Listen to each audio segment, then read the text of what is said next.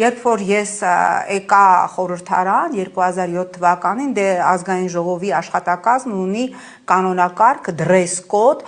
որ ասենք չի կարելի ծնկից վերև այսքան, քանի սանտիմետր այսքան, եւ երբ որ ես այդ dress code-ը կարդացի, ինձ համար կներեք էլ այն կաստմչիկները, sense բորտավոյ վառատնիկներով, որ հագնում էին խորհրդարանի падգամավոր կանայք, հա, ես միշտ մտածում էի, ես ձեռք էի տալի այդ իրան շորերին, զգում էի, որ ասում էի լավ կրեպլինը 50-ական թվականներից մոդայից դուրս ա եկել։ Այս կնիկները, այս կրեպլինից կաստմչիկները, sense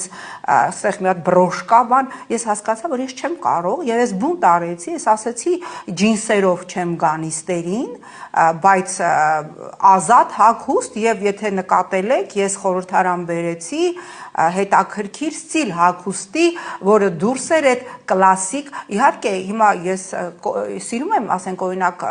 այդ կլասիկ կոստյումները կանացի, իրանք շատ կապրիզնի են, իրանք սազում են իդեալական, ասենք Շանելի,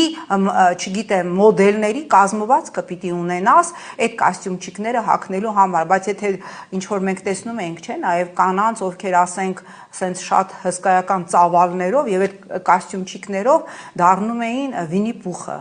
որը ինձ համար ծիծաղելի էր։